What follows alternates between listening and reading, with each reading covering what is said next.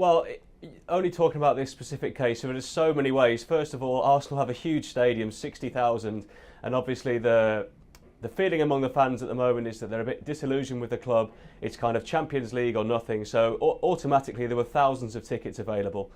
In the modern day, communication is so easy that a number of German fans can speak to friends in England who can sort them tickets. Even travel from Germany to England is so short, it's just an hour by plane. As you said, some fans had bought shirts to disguise the fact that they were Koln fans. Others had changed the wallpaper on their mobile phones, so they had an Arsenal badge on there.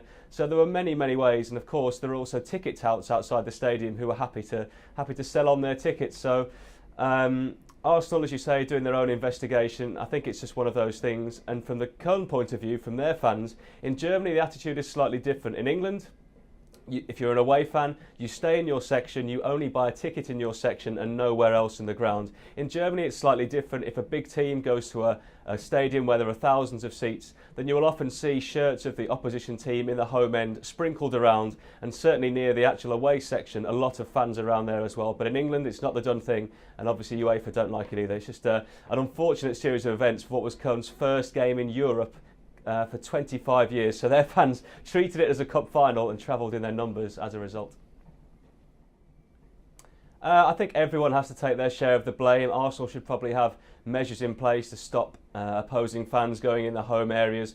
Obviously, if people are starting to disguise their appearance with shirts and English accents, then there's not so much you can do. I guess the Koln fans have to take their responsibility. They were given 3,000 tickets, which Arsenal had to give them, and no more. Ultimately, their fans wanted to go and celebrate this amazing occasion to play, a huge team like Arsenal in their first European game. I think, the charges reflect who has to take the blame. Koln charged with crowd disturbances, setting off fireworks, throwing objects and damage. Arsenal just charged with the blocking of stairways in the away section due to their own policing of the game. I'd say that Koln have to take their responsibility mainly, but Arsenal, I'm sure, will look at their own security measures. Yeah, well, it changes a bit club by club, really. Arsenal, obviously a massive club. They want a hugely partisan home crowd. They want 57,000 of their own supporters. They don't want to invite 10,000 fans if they can help it. In the cup matches here, if they play like a smaller team who, for them, it's a big day out, they sometimes give them more tickets if the demand is there. But I think in Europe, the agreement is that the host team will decide how many tickets they want to give depending on how big an occasion it is for them as a club.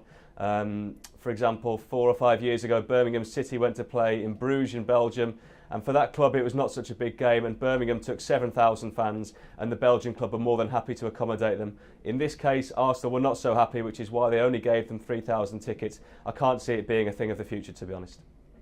Well, it's quite funny because there's an English attitude when anything like this happens, that if this had been Arsenal taking 20,000 fans, as has been reported, to Cologne, they would have been punished heavily, kicked out of Europe. There's always a laugh and a joke that English fans and English clubs are treated more harshly. I can't really see how the Cologne fans are going to get away with it, really, because so much of it is caught on camera. Even if it's not the TV cameras, there are so many mobile phones. Footage is shared on Twitter, on Facebook, on Instagram, everywhere. So I don't think they can avoid the charges. Fireworks are there for all to see. The acts of damage also. Arsenal, I guess the problem they have is that they didn't get the fans out of the away end, because some of the Cologne fans bought tickets in the in the home end by the away end, and then climbed over the barriers, over the segregation into the away end, which is why it was so crowded in there, which is why the stairways were blocked. So I think all of the charges that have been levelled against each of the clubs will probably be carried through, and both clubs will be punished, and it's just a learning exercise for everybody.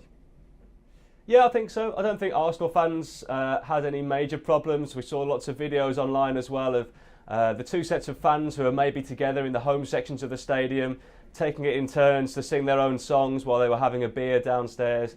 It was all very jovial, laughing, joking, which was good to see. The German fans, some of them can be a bit extreme, but most of them are really good-natured, up for a good laugh, and that's certainly what we've seen. Most of the news, the reports coming out today hasn't been that the Arsenal fans have caused too many problems at all. And there were only, I think, 4 or 5 arrests made last night. So although there were these problems, most people were well behaved. And yeah, the Arsenal fans did their bit. avoid these kind of situations? I think it was still a one-off. Most clubs would not take 10-20,000 fans to one game. Germany's one of the countries where away fans and away support is a big deal. You know, in Spain they don't really take away fans to away games, but for the Germans it's a normal thing. And as I said, it was their first game in Europe for 25 years, so you know it was a big celebration for them. They're one of Germany's biggest clubs. I don't think it's going to be a common occurrence going on. As I say, I think it's just a one-off situation, and Arsenal certainly won't be taking 20,000 fans when they go and play the return game in a couple of months' time.